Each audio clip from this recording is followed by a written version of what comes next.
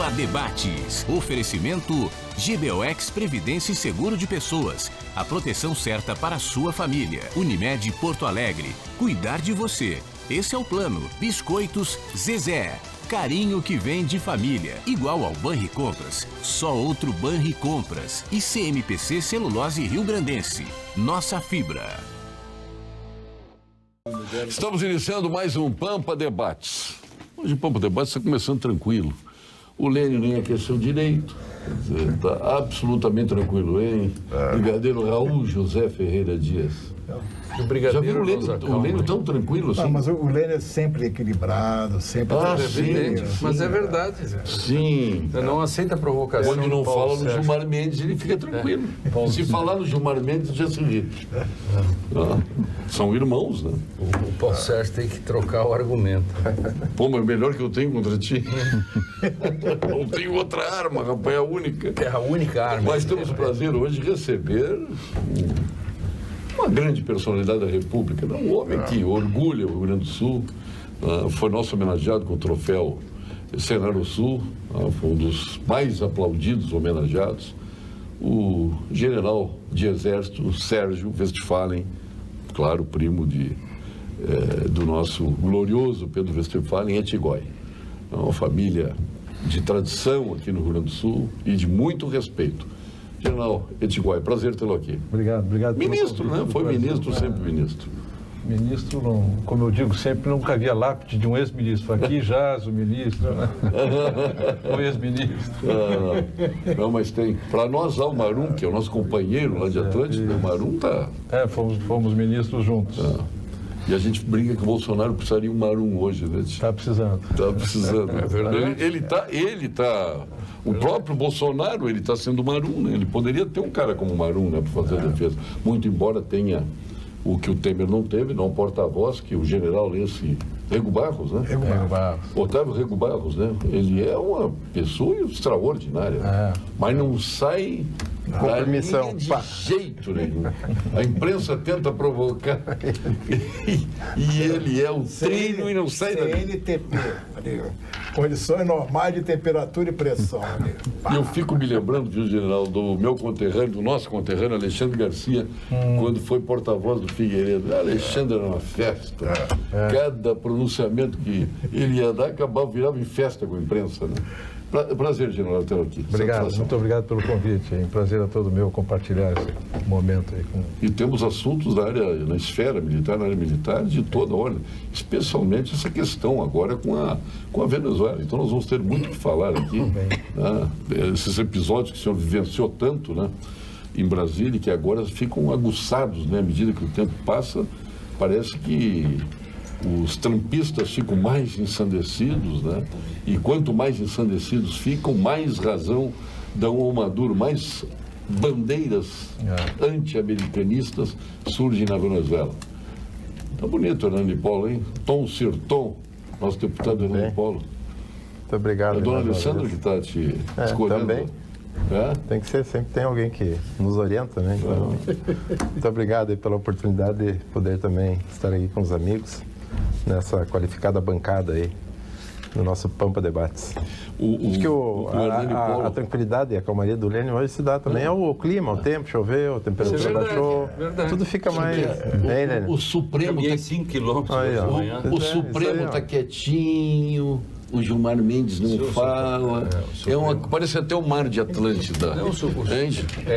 Parece até o mar de Atlântida do Supremo, né? Está perguntando para ele ou para mim? Para os dois, dos dois procuradores de justiça. Não, eu falo primeiro... Sim, teu amigo do Gilmar Mendes. O Supremo até não está tão calminho assim, né? Porque acabou de estar fazendo uma decisão que o ministro Celso de Mello leva 6 horas votando 160 páginas. Quando eu era promotor de justiça no início de carreira, um velho promotor me disse, certa vez... Você nem era tão velho era para mim, que eu era jovenzinho e tal. Ele tinha a tua idade. E foi o meu... Tudo é relativo. Depois foi o procurador-geral, o Lussardo, e eu tinha feito lá uma peça processual, ele era o meu corregedor, e ele disse, se você quer pedir arquivamento em 50 laudas, denuncia em 3. E se você, porque quem argumenta em 80 páginas tem pouca razão, principalmente no processo penal. Nesse caso, 160 páginas, se você quer discutir esse assunto, desculpe, mas em 15 minutos, em 15 páginas, você diz, cabe ou não cabe? O Supremo Tribunal pode criminalizar. O grande problema são os efeitos colaterais. O que é equiparar homofobia ou discursos homofóbicos a racismo? Quer dizer que por exemplo, o sujeito faz um stand-up, faz uma piada. Isto é um discurso, pode ser enquadrado como um discurso racista. Isso é crime hediondo, inafensável, etc. Então se criou um problema que o Supremo poderia simplesmente ter dito, a Constituição diz, a lei criminalizará todas as condutas que são discriminatórias. Ótimo, mas não é nós que vamos dizer. Em parte dou razão ao pedido, devolvo ao parlamento, se o parlamento quer eu faça. Agora, eu não posso dizer o que o parlamento vai dizer.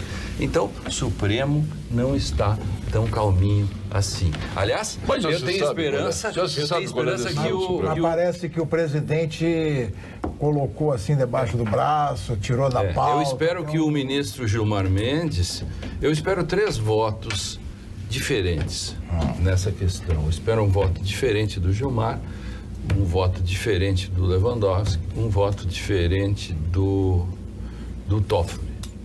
Espero.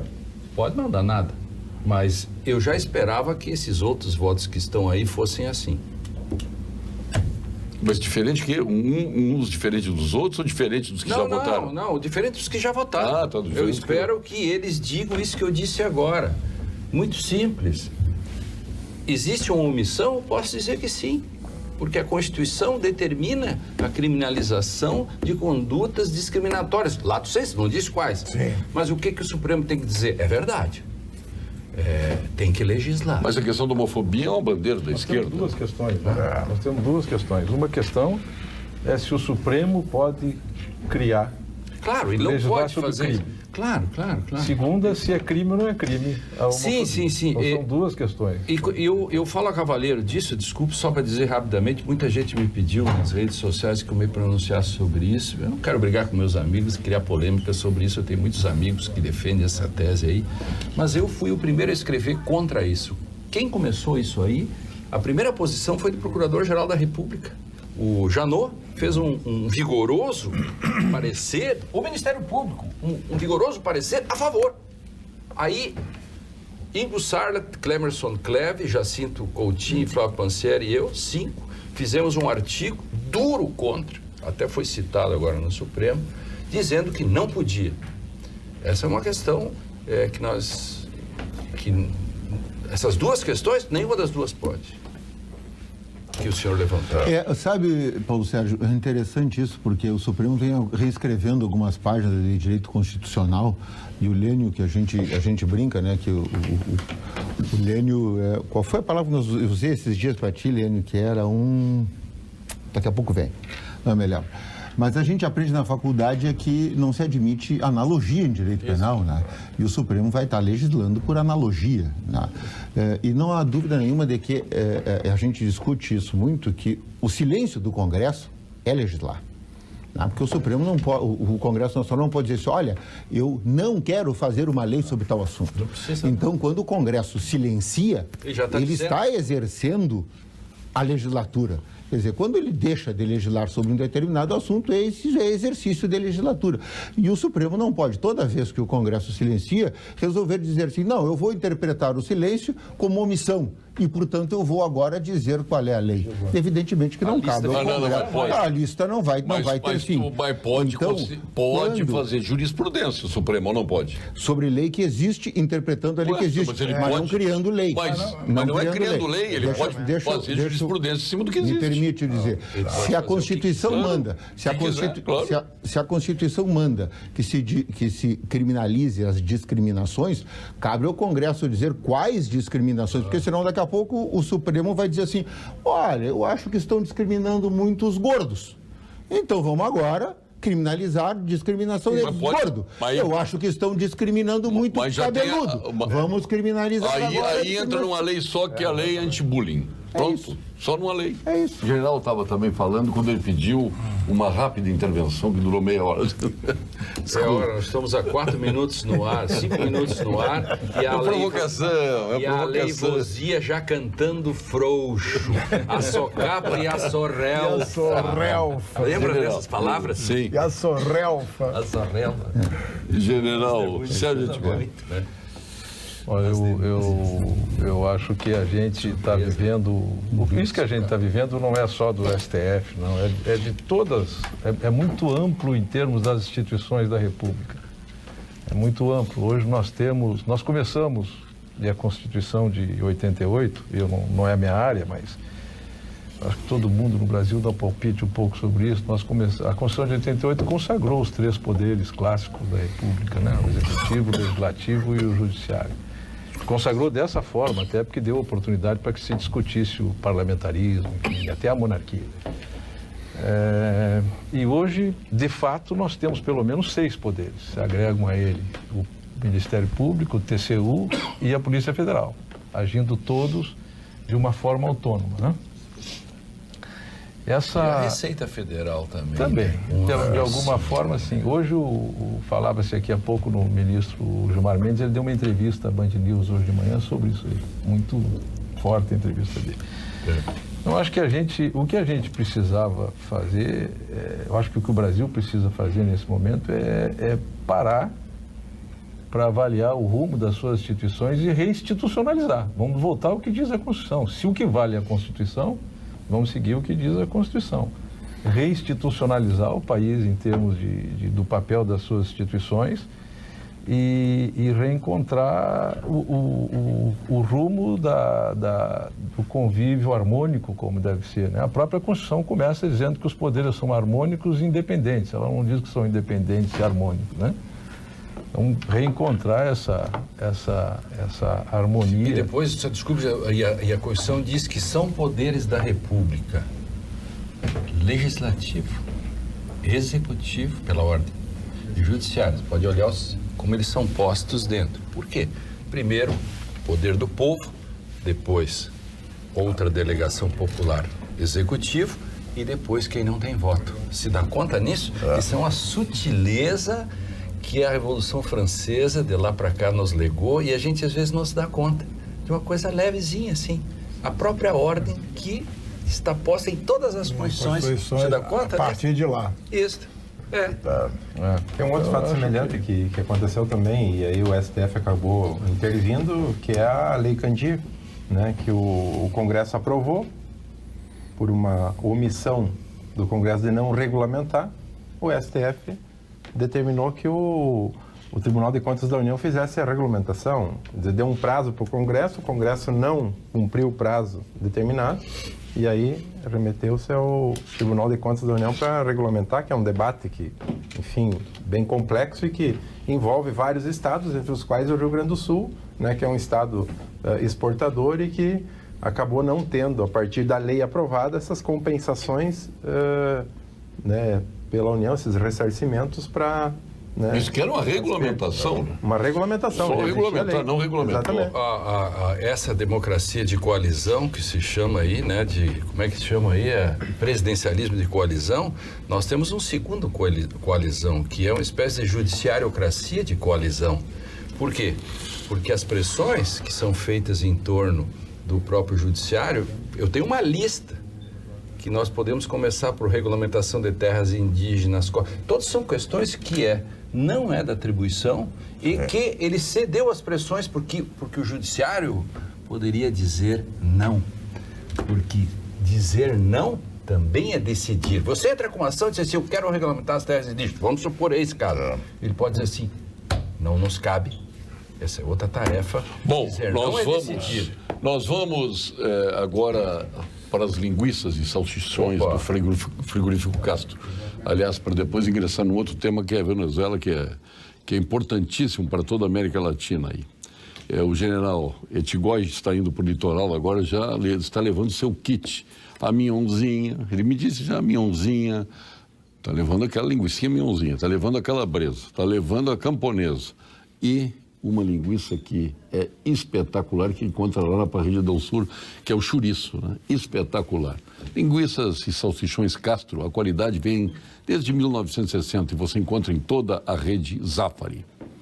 Em qualquer lugar deste verão, você e sua família vão curtir com muita proteção. A Unimed Porto Alegre intensificou sua presença no litoral norte com uma central de informações e agendamentos de consulta. É só ligar para o 0800 648 4545. Quando precisar, a Unimed está ao seu lado. Unimed, cuidar de você, este é o nosso plano. O CREMERS informa, o Conselho Federal de Medicina revogou a resolução sobre a telemedicina.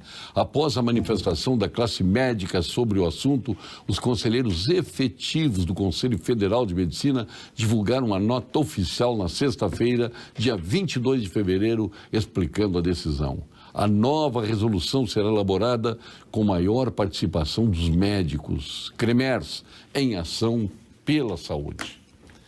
Há vinhos do mundo, é como vocês, como todos nós, apaixonados por vinhos. Apreciamos os melhores Malbecs argentinos, o singular Carmener do Chile, os tradicionais vinhos de Portugal, os inconfundíveis champanhes da França e a melhor expressão da nossa serra, da Serra Gaúcha, do Vale dos Vinhedos, para que você aproveite os melhores rótulos do nosso planeta. Saiba mais em www.vinhosdomundo.com.br.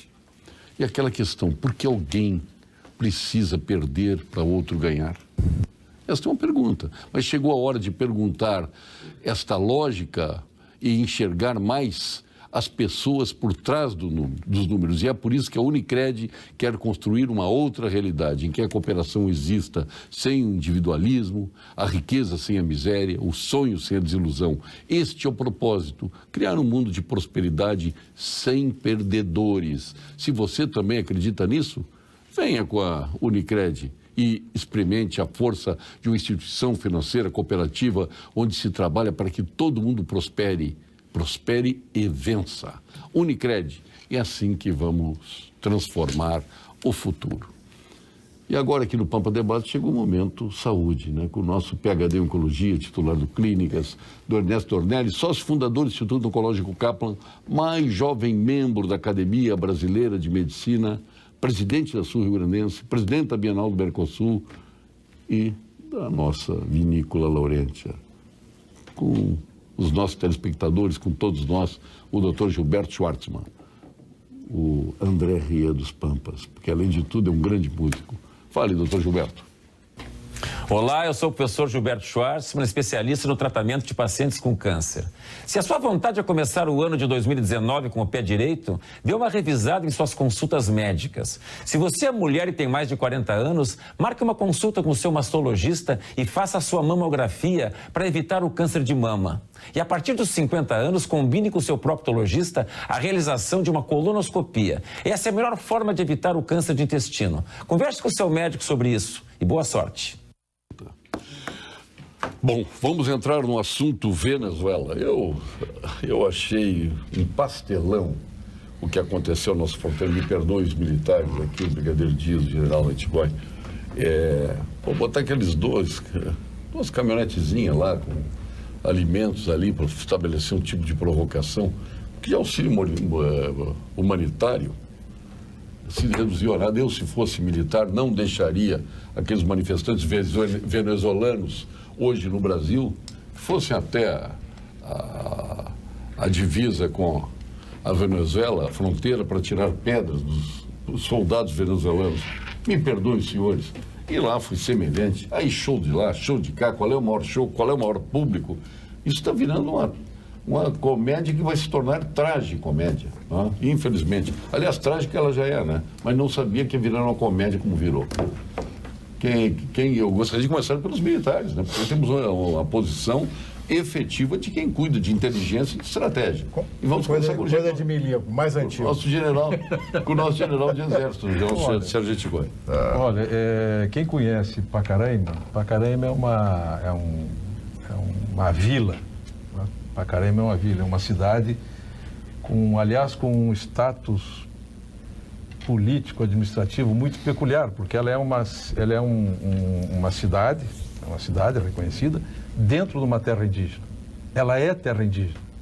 Então, em consequência disso, por exemplo, não se pode construir nada em Pacaraima, sequer um fórum, sem que se dê autorização, e nós sabemos todos como é que isso funciona.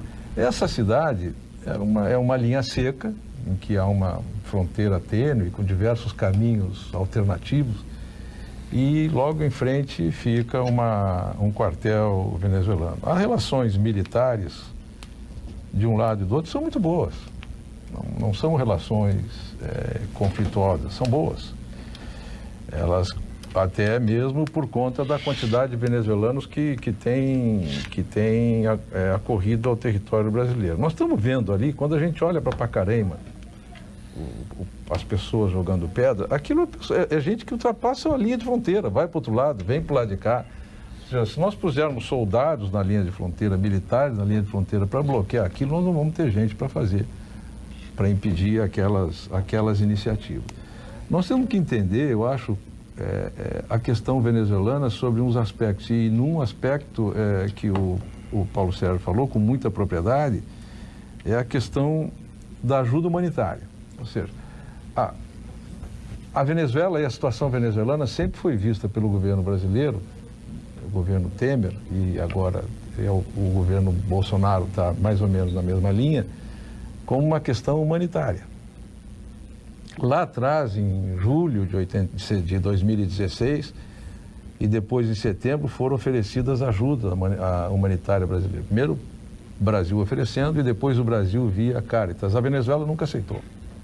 Desde lá eles nunca aceitaram. Essa ajuda humanitária que está sendo feita agora, ela tem servido também como um instrumento, ou mais como um instrumento de pressão sobre o Chaves. Então não é nova essa questão de não aceitarem. Não. Em 2016 eles já não aceitaram. Mas aí não havia, era uma iniciativa isolada do Brasil, né? Nem havia governo Trump. E eles já não aceitavam. Essa pressão sobre o Maduro é uma pressão de perda, ou seja, para o Maduro o resultado é zero sempre. Ele perde se deixar entrar, porque reconhece a crise, ele perde se não deixar entrar, porque aumenta a carência e a pressão lá dentro. O que a gente não pode deixar de levar em conta é qual é a situação do Maduro. O que o Maduro vive hoje na Venezuela? Ele tem boa possibilidade de resistir, ele tem boa possibilidade de reagir e não praticamente mais nada para perder. Então, o Maduro é quem tem ainda recursos para reagir e buscar a radicalização do processo que vai ser favorável a ele. Hoje, na Venezuela, nós temos na prática dois governos. Tem dois executivos, o Guaidó e o Maduro. Tem dois legislativos, a Assembleia Nacional e a Assembleia Nacional Constituinte. Tem dois judiciários, a Suprema Corte no exílio, em Washington, e a Suprema Corte em Caracas. Mas poder militar só um lado tem. Então isso desequilibra muito essa balança. A possibilidade do Maduro se manter é muito grande. A quantidade de generais que ele produziu no exército dele, para quem está nos assistindo ter uma ideia, o Brasil tem 150 generais. Eles têm 2.000, com um exército um pouquinho menor que o nosso, pouca coisa menor que o nosso. Os Estados Unidos têm 600 e poucos generais, eles têm 2.000. Isso essa gente toda, hoje, ela é cúmplice do regime. Hoje são 2.000 generais que são cúmplices do regime, por omissão ou por ação, depende. É irrelevante, mas são cúmplices do regime. Achar que essas pessoas vão tirar o apoio do Maduro, que é hoje a grande sustentação dele está nas forças militares, e que eles vão aceitar uma mudança do status quo graciosamente, vamos sair, convocar uma eleição, fazer uma eleição justa? Não. E depois eles sabem também que eles seriam... Se vira o regime, eles vão perder muito mais do que a possibilidade.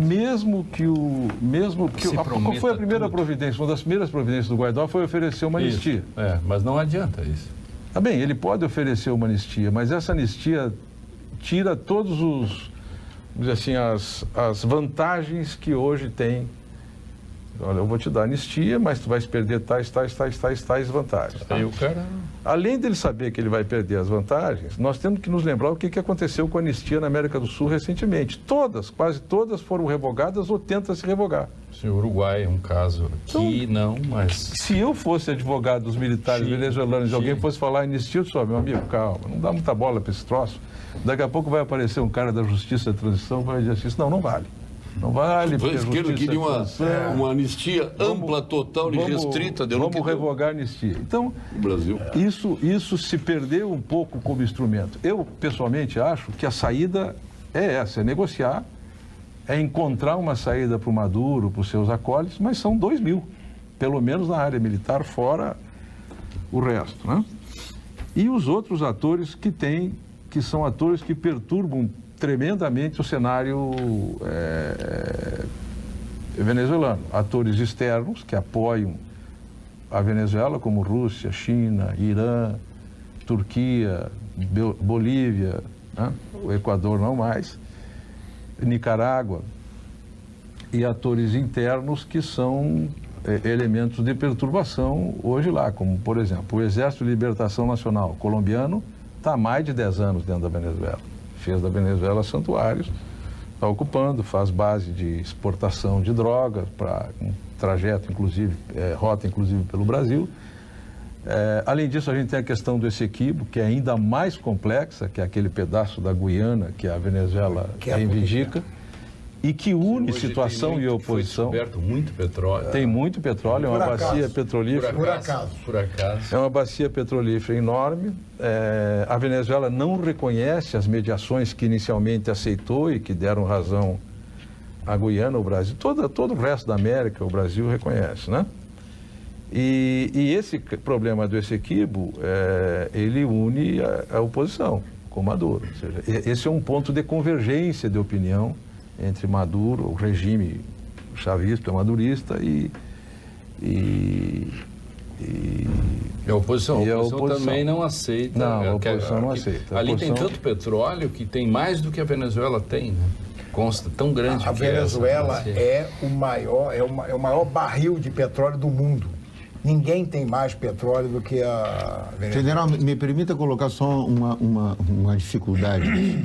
Mas quem olha de fora, né, o opositor, esse agora me faltou o nome. Guaidó. O Guaidó também ele não é um aventureiro, porque ele se declara presidente interino e logo em seguida, 40 minutos depois, os Estados Unidos reconhecem ele como presidente e logo atrás... Reconheceria um poste, né? Não, peraí um pouquinho. Logo atrás vem a Comunidade Econômica Europeia, uma série de países. Quem é leigo, mesmo leigo, observando aquilo, a gente vê que tinha uma comunidade de informações conversando aí por trás e disseram para ele, vai que nós vamos te sustentar. Porque se ele fosse um aventureiro, ele já estava preso e fuzilado. Ele vem se sustentando ali, não é só com apoio popular, quer dizer, havia uma orquestração internacional que sinalizou para ele, vai que nós estamos contigo. É a impressão que dá para quem está olhando de fora. Porque o que eu quero lhe dizer assim, ó, ele está seguro nos arreios. Mais ou menos. Eu quero lhe dizer assim, porque senão ele já teria posto a mão nele, né? Ele participou hoje da reunião do Grupo de Lima e agora a gente tem que ver se ele consegue entrar na Venezuela de novo, né? Uhum. Tem que... sim, porque ele saiu, né? Ele saiu, proibido de sair. Foi a Cúcuta, naquele tentativa de entrada da ajuda humanitária, e hoje de manhã, ele estava na reunião do Ministro de Relações Exteriores. Nosso presidente foi, ele perde muito se ele não voltar, né? Mas o que me chamou a atenção é que ninguém botou a mão nele lá. Não, porque era fácil. Todos os outros foram presos. Eu acho que tem duas coisas importantes para não terem mexido com o Guaidó. Segundo, o reconhecimento, primeiro, o reconhecimento internacional, sem dúvida nenhuma. Claro que esse reconhecimento foi negociado. Óbvio que foi negociado. Previamente. Claro, lógico. Ele se lançou, tem uma narrativa, tem um discurso jurídico, constitucional, de que a Venezuela não teria presidente a partir do dia 10 de janeiro, 7 de janeiro, enfim. Isso. Aí assumiria ele. A própria Constituição parece já tem essa previsão. Olhando friamente, eu olhei esse argumento jurídico, é fraco. É só uma narrativa. É só uma narrativa. Aí, tá. Mas, constitucionalmente mesmo, não importa se a Constituição da Venezuela é boa ou ruim, mas é muito forçado dizer que é o Guaidó o presidente. Mas poderia não ser. Escolher outro, mas não seria ele. É que ele tem um duplo reconhecimento. O mundo não reconhece. Isso, o mundo não reconhece a Assembleia Nacional Constituinte. Então reconhece a dele. Como ele ele é o seguinte na linha sucessória, o vice-presidente lá, os vice-presidentes, eles têm muitos vice-presidentes. É um personagem nomeado pelo presidente da República, mas não substitui o presidente. Então, se o presidente morre, renuncia, convoca a presidente da Câmara assume na Assembleia e convoca essa eleição logo em seguida. É a narrativa que está aí. Essas duas questões é que sustentam o Guaidó. É a narrativa e o reconhecimento, que o reconhecimento vem de outra já lá de trás, da Constituinte. E o mundo está cansado do Maduro, né? Você tem uma campanha internacional contra o Maduro, o mundo está cansado do Maduro. Então, eu acho que o Brasil hoje anuncia uma posição muito prudente, ou seja, não tem que uma aventura armada contra a Venezuela seria negar uma história secular no Brasil, não faz sentido, uma aventura maluca, e negociar e encontrar saída para o Maduro e para os que o sustentam, porque na prática, sendo pragmático, eles não vão dizer, olha, reconheço que fiz tais e tais, desmando isso e aquilo e estou disponível para ser julgado. Não vai acontecer. O que chama atenção na verdade, é uma crise gravíssima, né? Chegar ao ponto de seres humanos, enfim, não ter condições mínimas de sobrevivência, então isso por si só já é um fato extremamente grave. O que chama atenção eu não tenho visto alguma manifestação, por exemplo, da ONU em tentar buscar encontrar caminhos. O general aqui falou com propriedade, tem que se construir, negociar, enfim, mas... Mas como é que compôs o Conselho de Segurança da ONU? Quem são os países que compõem? Conselho de... Tem dois que têm poder de veto. Claro, 5. Óbvio. São 5 com poder de veto. 5, mas dois do lado do Maduro. Dois do lado do Maduro. Mas aí é uma questão que transcende, quer dizer, é uma situação...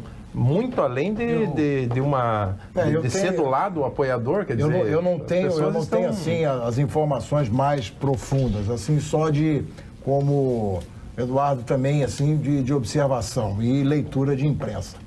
Mas, do jeito que está caminhando, eu vejo, assim, cada vez mais o próprio povo venezuelano, com todas essas provações de fome, falta de medicamentos, essa coisa toda, até que ponto porque ele tem o poder coercitivo, como o general falou, ou seja, ele tem as armas, ele tem o chicote, ele tem o rélio.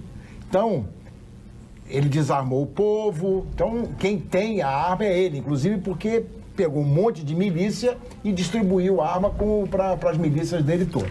Então, mas vai chegar num ponto que vai ser insustentável. São não sei quantos 1000% de inflação ao ano. O troço é um absurdo. Aí o povo com fome, sem remédio. Eu vi uma coisa, mal comparando, para mim, ou ele vai ter um abrigo tipo Cuba, China, sei lá, alguém vai dar um abrigo para ele, ou ele vai acabar pendurado como Mussolini foi. Bom, de todo modo, se ele não conseguir voltar, se ele não conseguir voltar para a Venezuela, penso que a situação dele fica mais frágil, do Guaidó.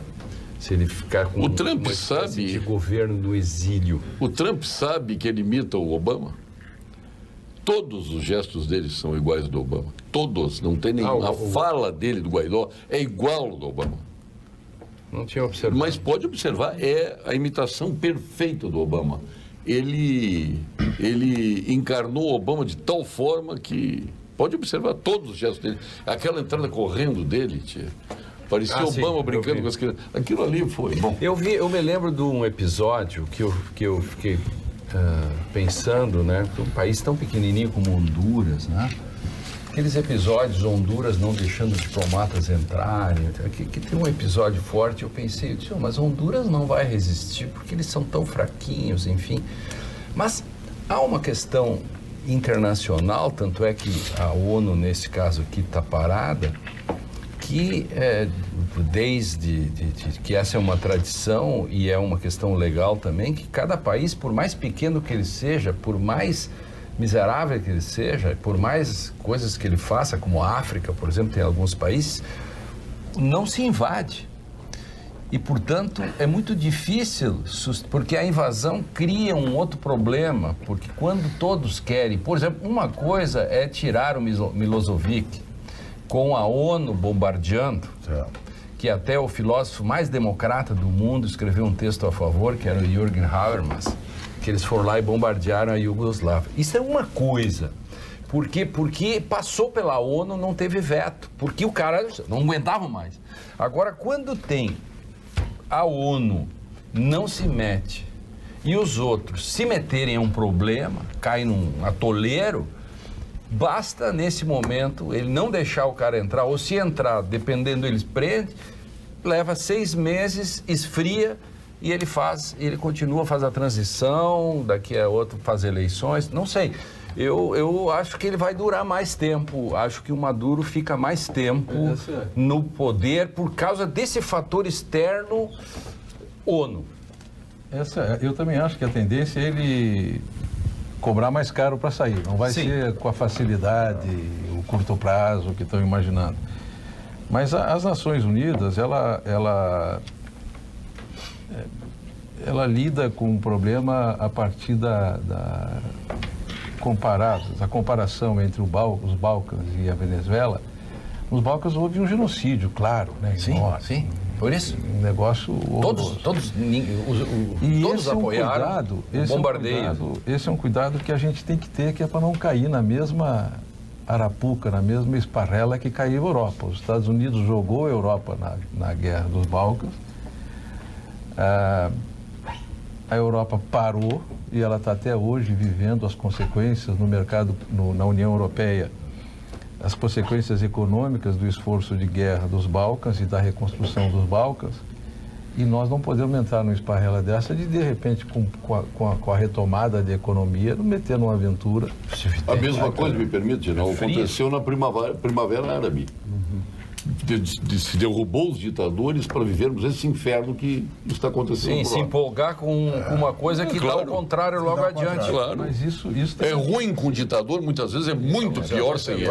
Os senhores do Exército sabem muito bem o papel que alguns países, mesmo autoritários ou ditadores lá, tinham como contenção. Mas por causa dos problemas das etnias. A Iugoslávia foi assim. O Tito segurava tudo. Segurava tudo, isso é verdade. O chá da Pérsia? Também. Mas é uma posição estratégica, né? É porque a gente tende, né? Até porque a narrativa, a imprensa, a literatura, a querer transportar os valores democráticos que a gente acredita para outros lugares do mundo onde a cultura... Imagina, a China está lá há 4.000 anos. Há 4.000 anos ela encontrou modelos que fez com que ela hoje chegasse a ser a segunda potência do mundo, caminhando eventualmente para ser a primeira. E a gente vai chegar e para dizer, olha, vocês estão errados. Não dá esse negócio do partido de vocês. Não dá assim, tem que ser assado e tal. A mesma coisa são os árabes. Aqueles países árabes, muitos deles, são federações ou quase confederações de etnias, de tribos, com diversas identidades, muitas identidades, né? A quantidade de ramos que se dividem, o próprio Islã. a arquitetura para o poder se exercer e para a sociedade trabalhar, o governo trabalhar, naquilo é muito complexa. Mas a África é um bom exemplo. A África é outro exemplo. A África é um exemplo que você vê que o mapa ele é cortado, ele corta tribos no meio. Isso foi uma questão que não deu certo nesse sentido. E a modernidade, ela se instaura a partir de um sistema absolutista que depois vai fazendo uma transição.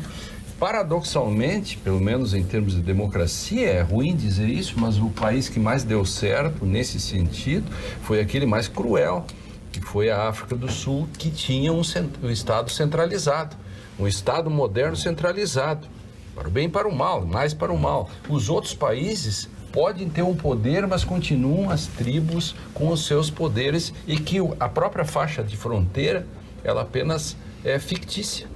Ela não Até funciona. porque na época foi criada de maneira fictícia. Porque não houve Estado moderno no sentido clássico daquilo que a ciência política nos ensina do que é o Estado moderno. O Estado moderno aconteceu em todo o mundo, onde ele não aconteceu, dá problemas. Essa é a tragédia africana, né? Que as fronteiras, os limites geográficos não equivalem aos limites antropológicos. Perfeito. Não coincidem. O Kissinger dizia que o marxismo foi tão bem recebido na África, na independência, pós-independência, Angola, Moçambique, todos aqueles países, foi tão bem recebido porque ele era o instrumento que mais se ajustava à necessidade de um poder central forte que vinha É o que da faltava lógica até tribal, então. Sim. que vinha da lógica das tribos, das comunidades, das nacionalidades, que até hoje existe.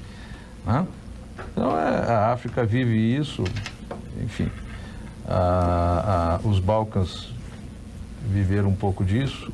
Mas vejam bem, aproveitando os Balcãs, eu não sei se estou tomando tempo. Não, nada, pode. Todo mundo ouvindo atentamente. É o seguinte, quantas Europas nós estudamos?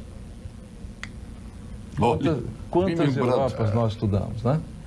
Quantas Américas do Sul nós estudamos? Uma só. Ou seja, a América do Sul que nós conhecemos é a mesma que nossos pais conheceram e a mesma que os pais deles conheceram, né?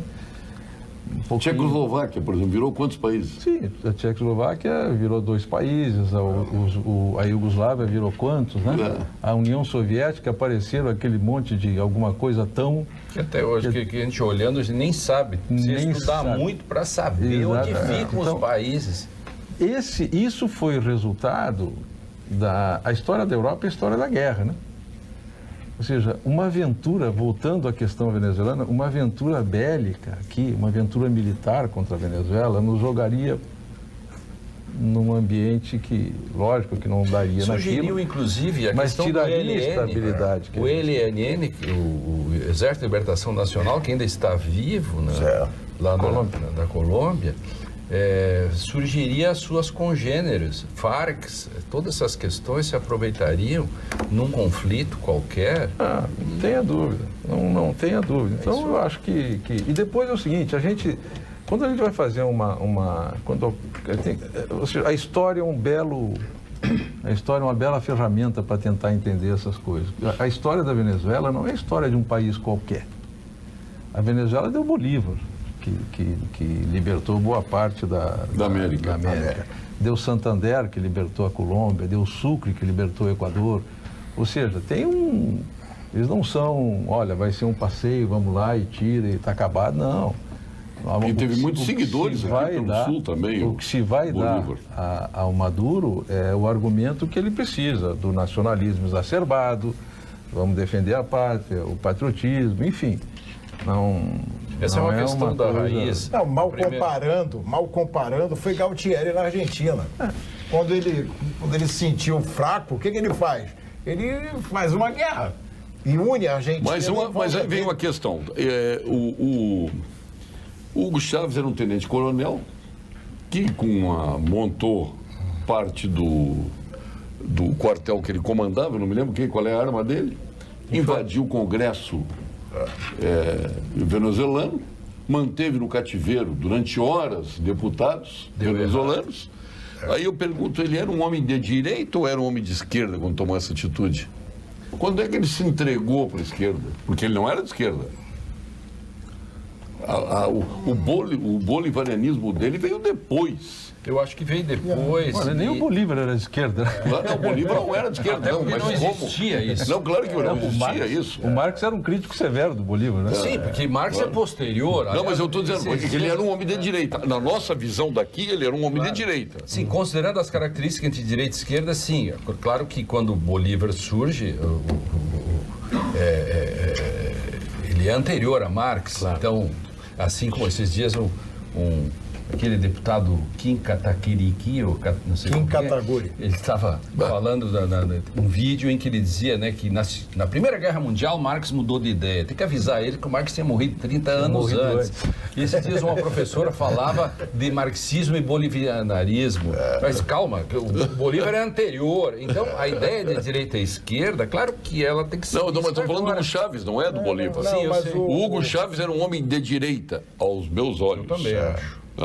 Quando é que ele se entregou para a esquerda? Não, eu acho que não é uma questão de entrega de direita e esquerda, não. Eu estou dizendo a minha impressão, não tenho certeza. Eu não sei. Até porque eu acho tão... Não vejo. Tão difícil. Talvez por ser militar. A gente sempre imagina que militar aí, o que eu queria dizer era exatamente isso. Na realidade, ele era um filhote de ditador, ele queria realmente implantar um governo duro, certo? Seja ele de esquerda ou de direita, mas como ele era um militar, então o militar tem que ser de direita. Mas por quê? Sim. O militar russo, na época da Revolução Russa, ele era de direita ou de esquerda? O Velasco Alvarado. Velasco Alvarado, no Peru tem uma história alguns gols. É que aqui no Sul a gente está habituado com o Alfredo Stroessner, com o Galtieri, com essa turma toda. Por isso que a gente tem esse tipo de hoje é tão difícil entender uma situação a partir da perspectiva de esquerda e direita. É muito complicado, né? Está tão difícil de perceber, né? O Brasil viveu muito tempo sem direita. Corre o risco. Um país não pode viver sem esquerda e direita. São os equilíbrios de uma balança, né? Não, o Brasil hoje nitidamente tem um governo de direita. E corre o risco de ficar sem esquerda. Se a esquerda não se repensar, corre o risco de ficar sem esquerda. A esquerda está me lembrando, sabe o quê? O senhor é gremista ou colorado? Eu sou gremista. É gremista. Aquele gurizinho, quando levou 5-0 com os olhinhos de fora, o Grêmio já foi embora, a esquerda está assim, os milicos já foram embora. Nós vamos agora ao ponto final, com a nossa Gimo, qualidade comprovada. Ponto final, oferecimento produtos Gimo, qualidade comprovada. Doutor Eduardo Lima Veiga, falamos pouco hoje até porque nós temos que ver o general bastante. Foi um prazer ouvir o general. É a estreia do general no programa aqui. Bom. E esclarecemos... Dizer que o Bolsonaro teve 3 vezes aqui no programa, né? O general Mourão teve outras tantas. Aliás, se fala muito de general como embaixador do Brasil lá em Washington. Ninguém falou nada para isso. Mas não é a torcida. Eu tô com as bandeiras... Eu estou com as bandeiras na arquibancada tremulando, plagiando Haroldo de Souza aí. Pois olha, eu vou encerrar com a minha opinião sobre o que era o Hugo Chávez. Eu acho que o Hugo Chávez era um populista aventureiro. Ele era um tenente-coronel, talvez não tivesse uma definição ideológica maior, queria... Paraquedista, né? Qual era a arma dele? Infante. Era Infante. Deu um golpe de Estado e foi se movimentando de acordo com o que dava, com os ventos possíveis para se manter no poder. Tem uma entrevista dele clássica, um pouquinho antes, quando ele concorre à eleição, um pouco depois, onde ele se afirma um democrata, mas ele foi se tornando um populista cada vez maior, bem no gênero caudilhesco latino-americano, e onde ele vai caminhando na forma possível de se manter no poder e vai assumindo aí uma roupagem de esquerda, porque foi aqui serviu para que ele conseguisse ficar no poder. Ele era um populista. Lênin Streck, seu ponto final. Eu acho que o Eduardo está certo, é bem diferente, por exemplo... E oportunista, um populista e oportunista. Diferente do Velasco Alvarado, do Peru, que eram alguns militares e alguns da Bolívia, num determinado momento, que eram bem alinhados, como as Forças Armadas, o MFA em Portugal, depois de 25 de abril, que havia um núcleo de esquerda, claro, ligado ao Partido Comunista muito forte. Doutrinário, diferentemente de uma contingência que pode ter levado Chávez por causa da disputa com as elites venezuelanas, a contingência leva ele a uma coisa que se identifica de fora, que talvez nem passasse pela cabeça dele, como de esquerda. Então, nesse sentido, é que se pode dizer que esse... O anti-americanismo dele. Uma outra característica dessa, né, que é o anti-americanismo, sim, sem dúvida nenhuma, claro. Se na época o americano tivesse chegado primeiro, ele seria favorável ao americano e contrário ao outro. É uma questão de time. Mas eu queria deixar, Paulo, essa mesa aqui, inclusive com a presença do nosso general Etchegói. Só queria deixar alguma coisa para o nosso telespectador, para a senhora, para o senhor que tanto nos acompanha aqui no nosso debate. O Chaves, inicialmente, e agora o Maduro, eles só conseguem se manter porque aquela frase que algumas vezes eu tenho dito aqui no programa: não existe autoridade sem poder coercitivo. No caso dele, são as milícias que têm as armas. O povo não tem arma. Então o povo tem vontade, o povo passa fome, o povo não tem medicamento, né? Agora, o outro ponto que eu queria deixar para os senhores pensarem. Rússia e China não têm, na minha visão, nenhum interesse militar na região, a não ser o que pode respaldar o interesse econômico das duas potências. Vamos lembrar, a Venezuela ainda é o maior barril de petróleo do mundo. Só para colocar na cabeça e começar a ler e pensar sobre isso. Hernani Paulo, seu ponto final. Muito agradecer a oportunidade, Paulo, e cumprimentar o general aqui pelo trabalho, né, que desenvolveu como ministro do nosso país, com muito equilíbrio, com muita serenidade, o que é importante, principalmente em momentos de muita turbulência, talvez os piores, né, os momentos mais turbulentos da história. Então, parabéns pelo trabalho, agradecer aqui mais uma vez a oportunidade de estar aqui, né, dividindo com todos os amigos esse momento e registrar, Paulo e todos os telespectadores, um momento que vivemos hoje na Assembleia Legislativa, com a presença do nosso senador Reins, que foi a instalação da Frente Parlamentar em apoio às pequenas centrais hidrelétricas. Nós estamos fazendo um trabalho, junto com o secretário Arthur Lemos, para que possamos dar mais celeridade nos processos. São 122 projetos em andamento, com a perspectiva de geração de 500 megawatts, investimentos na ordem de 4 bilhões de reais, né? Sendo que o Rio Grande do Sul é um estado que importa mais de 60% da energia que consome e com grande potencial na geração hídrica aqui no nosso estado. Então, estamos começando esse trabalho em Brasília, o senador Reins e deputados federais, para que a gente possa ajustar a legislação e conseguir, né, dar mais e melhores condições a esse setor. E dizer que te transmito um abraço do Batalha. Final de semana estivemos lá, em plena colheita das oliveiras, processando. Estou esperando ele lá em Não Me Toque, lá na nossa festa. Trazer um azeite de oliva Batalha daqui uns dias mais, já um azeite novo agora, já dessa safra, então pediu que transmitisse. Eu quero temperado aquele dele. É isso aí. Olha aqui, 546 WhatsApps, está de parabéns aí o general e todos os nossos participantes do debate. Vou pegar até de trás para diante, porque não tem, né? Só na sorte para pegar um e outro aqui. Paulo Sérgio, pergunte, por gentileza, o general Sérgio Etchegói, o que o general Léo Etchegói, que foi comandante dos quartéis de Santo Ângelo na década de 60, é dele. João Carlos de Passo Fundo pergunta. Meu pai, João Carlos. Eu sabia, né? Esse sempre preciso responder. Bolívar era direito, jogava no Internacional. E jogou no Grêmio também. Jogou no Grêmio. Paulo Sérgio, parabéns ao general Sérgio Etchegói pelo seu posicionamento consciente sobre a participação do Brasil no episódio da Venezuela. Dilon Camilo. Então, olha, eu vou pegando uns aqui de trás para diante. O Dilon é um assíduo participante do programa. É de uma direita forte. Olha aqui, ó. Boa tarde, Paulo Sérgio. Aqui é o Tadeu de Erechim. Concordo que o clima no país está propício para o avalanche na economia. O que não pode ocorrer são os atrapalhados de alguns que estão no governo. Quanto ao senador Reins, não seria o caso dele do Álvaro Dias e do Gereissati estarem em Brasília, abram os olhos que Renan não está de férias. Tadeu de Erechim. Mas foi às 8h30 da manhã que ele esteve aqui, ao meio-dia já estava em Brasília. Já Fica estava entregando aí o nosso senador.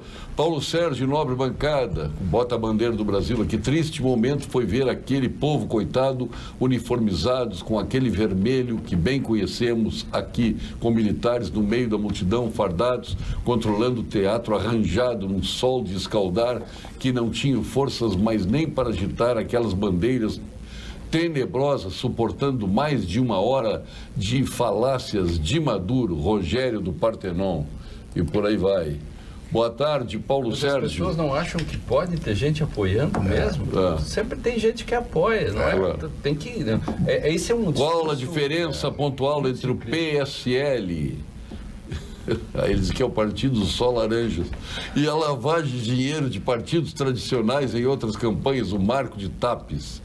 Houve uma mudança radical em relação ao tratamento dado à população venezuelana no governo Temer em relação ao governo Bolsonaro. Melhor, o governo Bolsonaro esperou a posição dos Estados Unidos para tomar a sua. Marco de Tapes. Excelente o nível do debate, parabéns a todos. Mauro Caum de Bento Gonçalves. Programa maravilhoso, pessoas inteligentes trazendo informação. Silvia, Distância Velha. Júlio de Gravataí, boa noite, Paulo Sérgio. A África do Sul está numa iminente guerra civil e talvez a alemã Deutsche Welle mostrou que os fazendeiros brancos deverão entregar suas terras para os negros e muitos deles estão migrando para Nova Zelândia, Austrália e países próximos. O Júlio de Gravataí. Então, todas essas manifestações aqui, general, antes do seu ponto final. Seu ponto final. Bom, obrigado. Antes de mais nada, eu quero agradecer a honra e o privilégio de estar nessa bancada tão bem acompanhado e poder deixar algumas opiniões. E segundo, a questão da Venezuela, nós não tratamos de um ponto da Venezuela que é fundamental para entender o problema, que é a presença cubana na Venezuela, que é muito grande, controla hoje boa parte do Estado. E se nós virmos a história de Cuba e comparar com o que acontece na Venezuela, a lógica é a mesma, a lógica do não retorno. Vai, essa corda vai espichar até estourar e Cuba está lá até hoje. Esse tem sido a manobra do Maduro. Nós não podemos, repito, o Brasil não pode, nem vai. Hoje foi bem, o governo deixou bem claro, não apoia uma saída bélica, uma saída de força na questão do Maduro. E aí vale a pena voltar de novo ao que eu já citei a história. Nenhum país sul-americano foi invadido em momento nenhum por nenhuma potência extra-regional.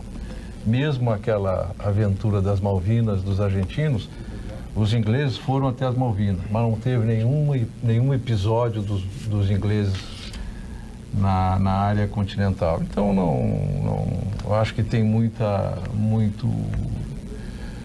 gritaria, muito carnaval, muito confete, pouca ação nisso. Tosa de porco.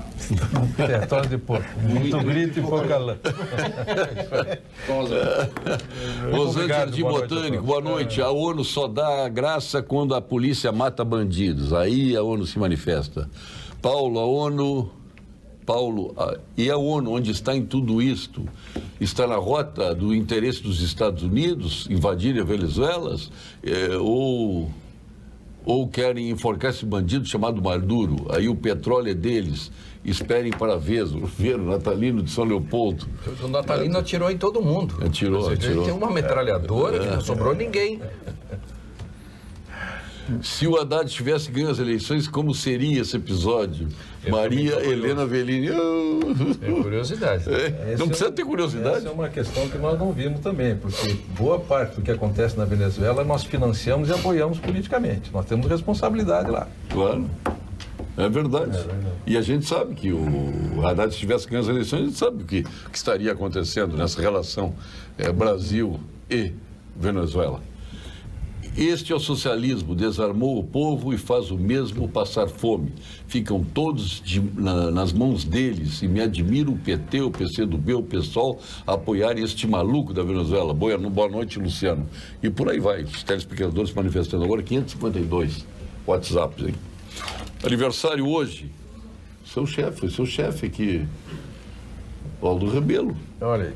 Está de aniversário, foi ministro da Defesa. Né? Por incrível que pareça, foi.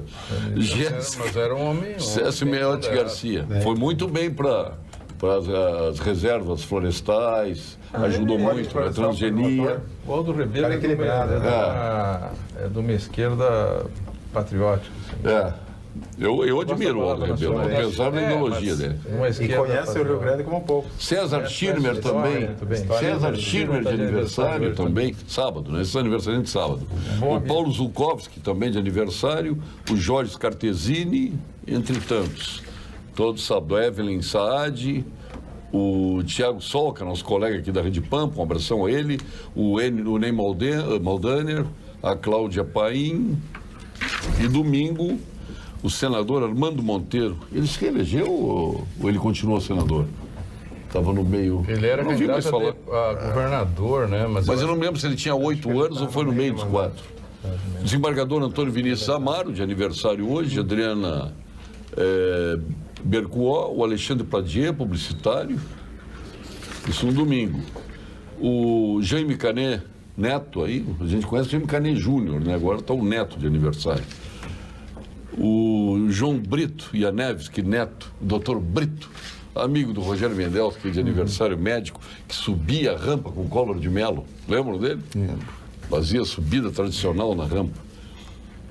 O desembargador Celso Kipper, a desembargadora Isabel Borba Lucas, todos hoje, o desembargador Ricardo Raup Ruschel, a procuradora Cristiane Todeschini, colega de vocês, o Reinaldo Lopes e o Alexandre Skrovonski, todos publicitários, Felipe Hartmann, nosso colega, ex-colega da Rede Pampa, lá de Carazinho, José Luiz Lima, que está trabalhando na Estara, Paulo Inquim e José Ivo Sartori. Parabéns para você, nesta data querida, muitas felicidades, muitos anos, Sartori. De aniversário, nosso governador aí, parabéns a ele. O governador está morando aqui ou está em Caxias? Está morando aqui. Está morando aqui. Vai. Mas eu estou saindo aqui para a festa do nosso José Ivo Sartori. Vai ter uma festa magnífica lá no Rei do Bacalhau. Então estaremos juntos lá, no Armazém do Bacalhau, melhor. Daqui a pouco. Quem não foi convidado não sai de casa, vai passar mal. Hein? Olha, esse cara tá mal, não foi convidado para a festa do Sartori. Parabéns, governador aí. Muito obrigado, meu caro Hernani Polo, general Sérgio Westphalen Tigói. Ele vinha sempre no programa, né? Obrigado. Seu debut aqui foi nota 10. Obrigado.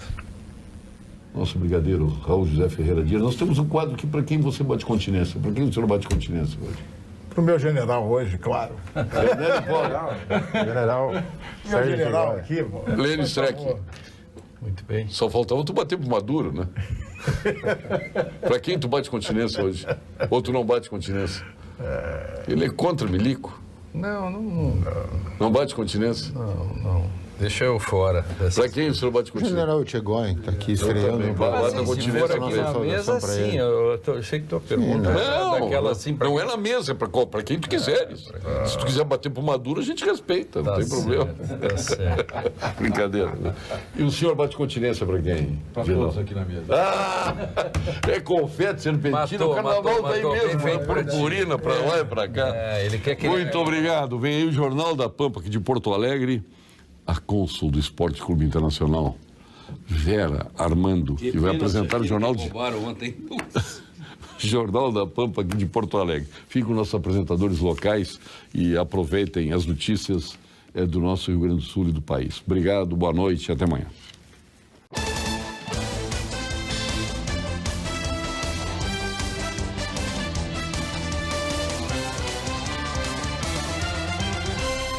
Pampa Debates. Oferecimento GBOX Previdência e Seguro de Pessoas. A proteção certa para a sua família. Unimed Porto Alegre. Cuidar de você. Esse é o plano. Biscoitos Zezé. Carinho que vem de família. Igual ao Banricompras. Só outro Banricompras. E CMPC Celulose Rio Grandense. Nossa fibra.